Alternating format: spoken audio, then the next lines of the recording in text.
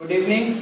पिछली क्लास में हमने यहाँ पे कानून का राज्य और अधिकारों का आदर जाना था और एक वोट एक लोग के बारे में जाना था, एक वोट एक वोट के बारे में। तो आज हम लोग का नया टॉपिक है 2.3 लोकतंत्र ही क्यों। अब यहाँ पे बोला गया है, पिछले क्लास में हमने जाना था कि लोकतंत्र की परिभाषा के तौर पर वहाँ पे व्यवस्थित किया गया था। अब यहाँ पे देखने कि लोकतंत्र ही क्यों, यहाँ पे सरकार के तौर पर लोकतंत्र ही क्यों लिया गया है वो देखते हैं। मैडम लिंगदो की एक कक्षा में एक बात शुरू हुई थी। उन्होंने इस अध्याय को यहाँ तक पढ़ाने के बाद छात्रा से पूछा कि क्या उन्हें लोकतंत्र ही शासन का सबसे अच्छा स्वरूप लगता है। इस सवाल पर सबने कोई न कुछ टिप्पणी की। लोकतंत्र के गुणों पर चर्चा, अब यहाँ पे बोला गया कि लोकतंत्र के गुणों पर चर्चा किया गया है, उनके बीच में बहस हुई है। उनके बीच में क्या क्या बहस हुई है आइए देखते हैं। योलांदा, हम लोकतांत्रिक देश में रहते हैं। हमने पिछले अध्याय में पढ़ा कि दुनिया भर में सभी जगह लोग लोकतंत्र चाहते हैं। जिन देशों में पहले लोकतांत्रिक शासन प्रणाली नहीं थी वहां भी अब इसे अपनाया जा रहा है। सभी महान लोगों ने लोकतंत्र के बारे में अच्छी अच्छी बातें कही हैं। क्या इतना ही सही नहीं, सही यह स्पष्ट नहीं हो जाता, इतना सही स्पष्ट नहीं हो जाता। यह बोल रहा है कि बहुत सारे देशों में लोकतंत्र व्यवस्थित है और बहुत सारे लोगों ने लोकतंत्र के बारे में बहुत अच्छी अच्छी बातें कही हैं। तो इतना ही व्यवस्थित नहीं होता है कि लोकतंत्र के बारे में कहना। क्या इतना ही यह स्पष्ट नहीं होता है कि लोकतंत्र सबसे अच्छा है। क्या अब भी इस पर बहस करना जरूरी है। यहाँ पे योलांदा बोलती है कि इस पर बहस करना क्या जरूरी है, जब लोगों ने यहाँ पे बोल दिया है कि यहाँ पे बहुत सारे लोगों ने अच्छी अच्छी बातें कही हैं, तो ये इतना ही स्पष्ट तौर पर नहीं कहलाता है। अब उसी बात पर तांकिनी बोलती है, लेकिन लिंगदो मैडम ने तो कहा था कि हमें किसी चीज को सिर्फ इसीलिए नहीं मान लेना चाहिए कि बाकी सभी ने उसे मान लिया है। अब यहाँ पे तांकिनी बोलती है कि लिंगदो मैडम ने कहा था कि लोग जो दूसरे मानते हैं उसके तौर पर हम खुद को नहीं मान सकते, हमें भी तो देखना पड़ेगा ना। क्या ऐसा नहीं हो सकता है कि बाकी सभी लोग गलत रास्ते पर जा रहे हैं। ऐसा भी हो सकता है कि बाकी लोग गलत रास्ते पर जा रहे हैं, इसलिए बाकी लोगों का राय एक जैसा होता है। तांकिनी बोलती है। उसी तौर पर जेनी बोलती है, हाँ यह गलत रास्ता ही है। यहाँ पे जेनी बोलती है कि हाँ यह गलत रास्ता ही कहला रहा है। लोकतंत्र ने हमारे देश में क्या दे दिया है, लोकतंत्र ने हमारे देश में क्या दिया है। आधी सदी से ज्यादा समय से लोकतंत्र है और तब भी देश में इतनी अधिक गरीबी है और आधे से ज्यादा देश में लोकतंत्र है, लेकिन फिर भी हमारे देश में गरीबी ही आती है। अब उसी बात पर रेगियान कहती है, लेकिन लोकतंत्र इसमें क्या कर सकता है। क्या हमारे यहाँ लोकतंत्र के कारण गरीबी है या फिर लोकतंत्र होने के बावजूद भी गरीबी है। यहाँ पे बोल रहा है कि इसके कारण क्या कर सकते हैं, लोकतंत्र होने के बाद इसके कारण क्या कर सकते हैं। क्या यह लोकतंत्र के कारण गरीबी होता है या फिर लोकतंत्र होने के बावजूद भी गरीबी है। जेनी बोलती है, उसी बात पर जेनी बोलती है कि जो भी है इससे क्या फर्क पड़ता है। मुद्दा यह है कि हम इसे शासन का सर्वश्रेष्ठ रूप नहीं मान सकते हैं। जो भी है इसका हम क्या करें, लेकिन उसे हम शासन का सर्वश्रेष्ठ रूप नहीं मान सकते हैं। जेनी बोलती है लोकतंत्र का मतलब है आशय, अराजकता, अस्थिरता, भ्रष्टाचार और दिखावा। लोकतंत्र का मतलब यहाँ पे जेनी ने बताया है कि अराजकता, अस्थिरता, भ्रष्टाचार और दिखावा बोला गया है। राजनेता आपस में ही लड़ते रहते हैं। देश की परवाह कैसे है, देश की परवाह किसे है। नेता जो है वो राजनेता अपने में ही बहस करते रहते हैं और देश की परवाह किसे है, कोई उसे देखता ही नहीं है।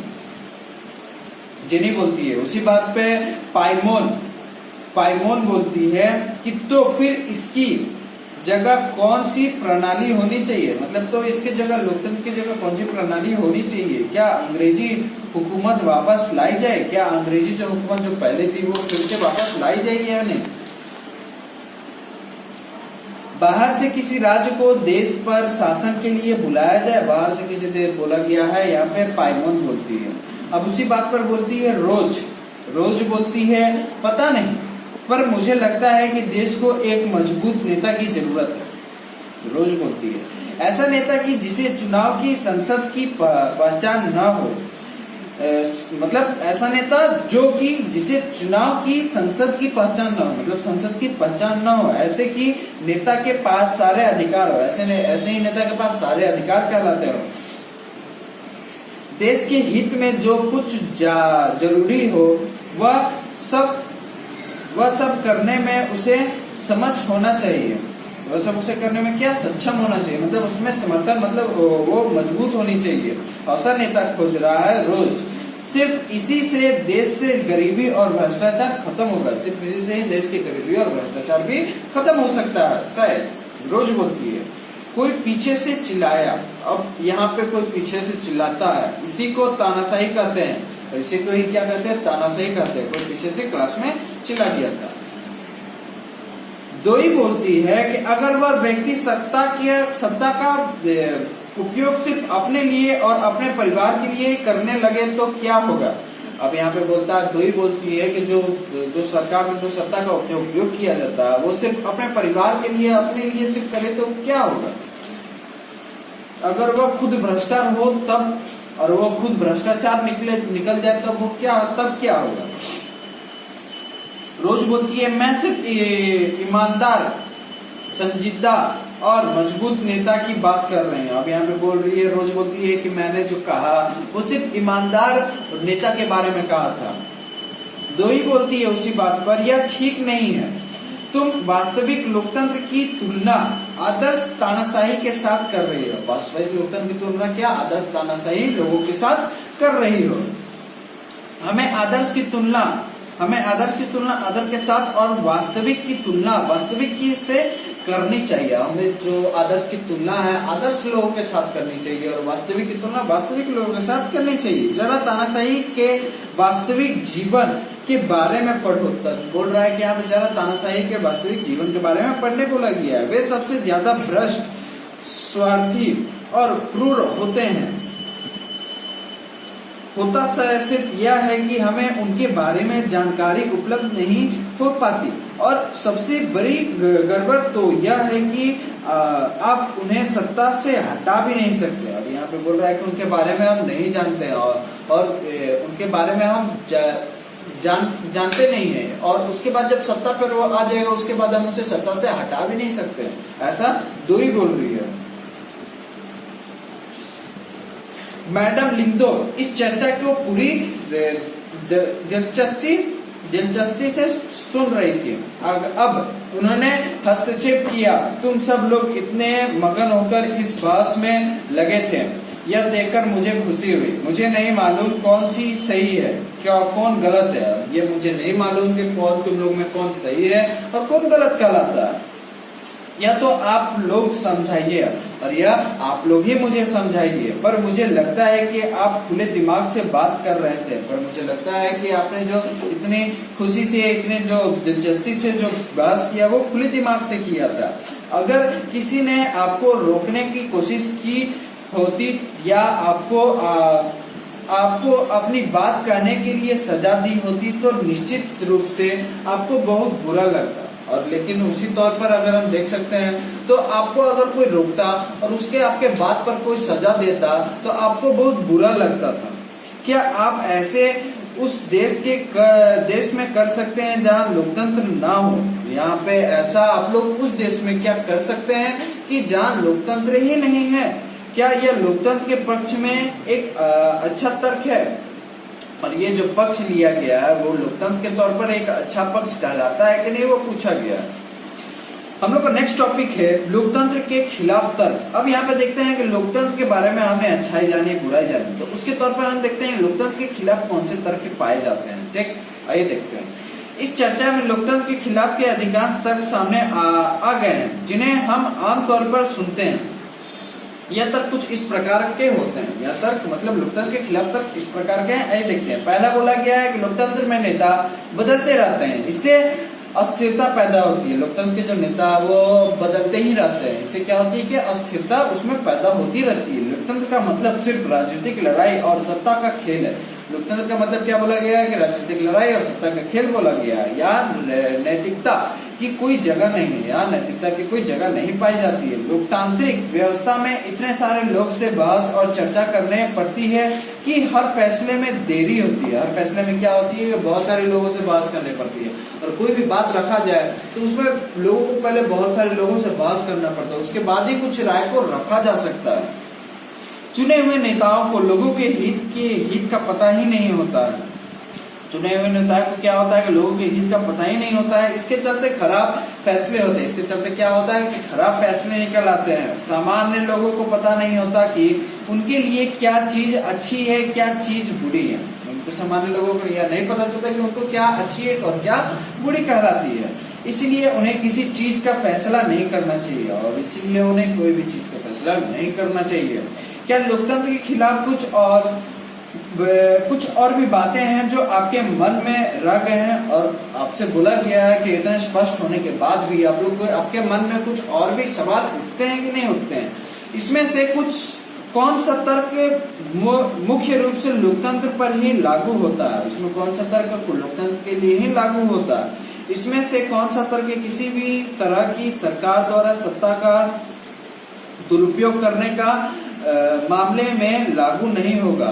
मतलब इसमें कौन सा तर्क सरकार के सत्ता का दुरुपयोग करने के मामले में यहाँ पे लागू नहीं किया जा सकता है? वो कौन सा तर्क है? इसमें से किस तर्क से आप सहमत है, और इसमें से कौन से तर्क से आप सहमत तौर पर कहलाते हैं?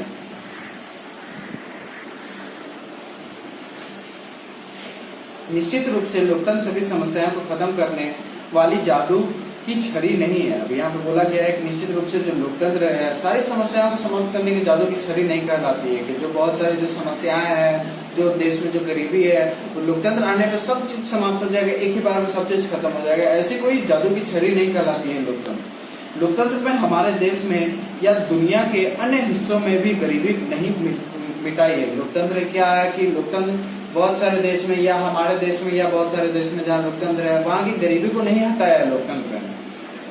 सरकार के स्वरूप के तौर पर लोकतंत्र सिर्फ इसी बुनियादी चीज को देखता है कि लोकतंत्र सिर्फ इसी बुनियादी चीज को देखता है कि लोग अपने बारे में खुद फैसला करें। लोग क्या अपने बारे में खुद ही फैसला करें। लोकतंत्र इसी बात को सिर्फ दर्शाता है।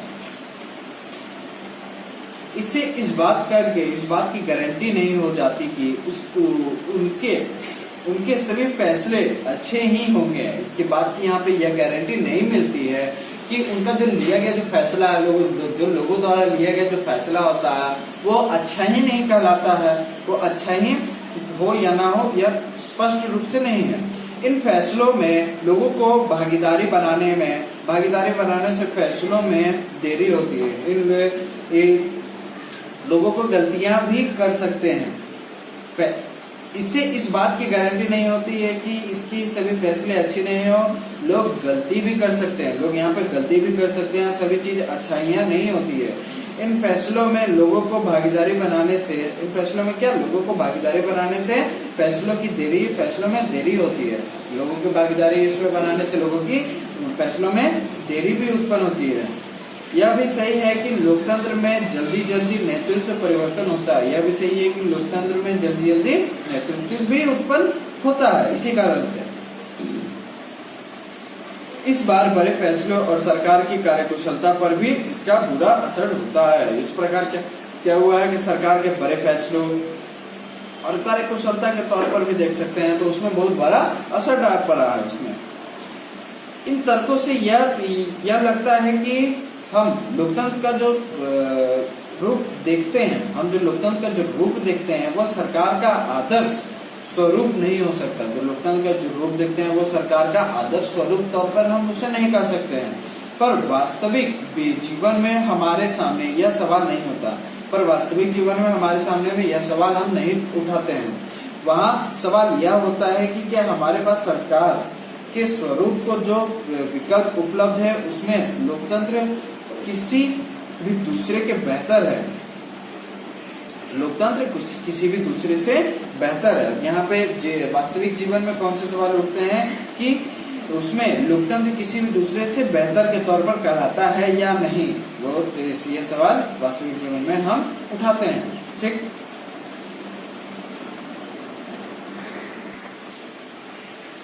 ठीक है। और हम लोग का नेक्स्ट टॉपिक है लोकतंत्र के पक्ष में तर्क। अब यहाँ पे देखते हैं कि हमने देखा कि लोकतंत्र के खिलाफ जो तर्क थे, लोकतंत्र के जो खिलाफ थे और लोकतंत्र के खिलाफी तौर पर जो लोग थे उनके बारे में हमें जाना था। अब लोकतंत्र के पक्ष में कौन कौन है, लोकतंत्र के पक्ष के जो तर्क होते हैं वो किस प्रकार होते हैं, वो हम लोग नेक्स्ट क्लास में जानेंगे। ठीक, आज के लिए सिर्फ बस इतना ही।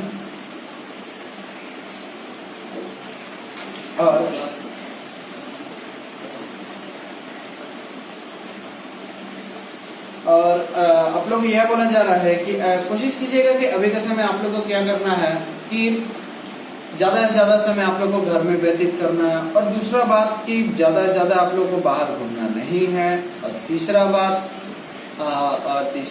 जो ज्यादा से ज्यादा कोशिश कीजिए कि पढ़ाई पर ध्यान दे, पढ़ाई पर फोकस डाले। ठीक, ऐसा इसलिए बोला जा रहा है क्योंकि अभी का तो ऐसा व्यतीत हो रहा है कि अगर आप बाहर भी निकलते हैं, बाहर भी अगर आप घूमते हैं तो आप लोग के लिए सुरक्षित नहीं है, इसीलिए आप लोगों को बोला जा रहा है कि ज्यादा से ज्यादा समय घर पे ही रहिए। और दूसरी बात कि अभी आपके पास बहुत सारा समय है, 24 घंटा आप लोग के पास है दिन भर का टोटल, इसीलिए आप लोग को सिर्फ खेल कूद में ही आप लोग को सारा समय नहीं निकालना, आप लोग को पढ़ाई के तौर पर भी आपको पढ़ने में भी समय व्यतीत करवाना है।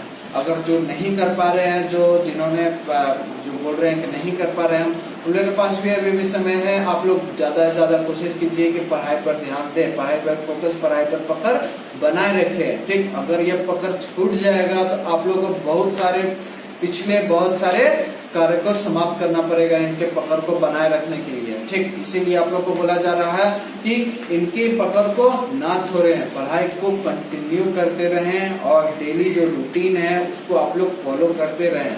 जैसा कि पहला कि सुबह उठते सुठते आप लोग को क्या करना है कि माँ पिताजी को प्रणाम करना। दूसरा, जिस दिन जो क्लास होता है उसका जो रीडिंग सेक्शन होता है वो आप लोगों को क्लियर तौर पर आप लोग को अच्छे तरीके से करना है। मतलब क्लास होने के एक दिन पहले आप लोग को रीड करके पहले से बैठना है। उसके बाद जब आपका क्लास होगा, जब वीडियो देखा जाएगा, तब उस समय आप लोग को बुक के तौर पर आपको पढ़ते पढ़ते आपको वीडियो देखना और समझना है। उसके बाद आप लोग को क्या करना है, जब क्लास हो गया, क्लास आपको समाप्त हो गया, उसके बाद आप लोग को खुद से भी रीड करना। उससे क्या होगा, दो फायदे होंगे आपका। पहला, आपका जो आपने पढ़ा, जो लेसन पढ़ा था उसको आपने क्लियर तरीके से समझा। और दूसरा बात, आपका रीडिंग जो सेक्शन होता है, जो रीडिंग का तरीका होता है, जिनको धीरे रीडिंग करने आता है, जो धीरे धीरे पढ़ते हैं, जिनको परेशानी होती है रीडिंग में, उनके लिए बहुत ही फायदा है। उनका रीडिंग जो तरीका होता है वो वृद्धि करते रहेगा। ठीक, इसलिए इस बात को ध्यान में रखिएगा, जो बोला जा रहा है उसको गौर कीजिएगा और ज्यादा से ज्यादा पढ़ाई पर ध्यान दीजिए। और बाहर ज्यादा से ज्यादा ना निकले, अगर जरूरत पड़े तो ही निकलने का प्रयास कीजिए। और अगर मार्केट जाएं तो या बाहर निकले तो भी अपने फेस में मास्क जरूरी रखें। ठीक, उसके बाद घर पे आने के बाद आप लोग को अपने सैनिटाइज करना ना भूलें। ठीक, थैंक यू।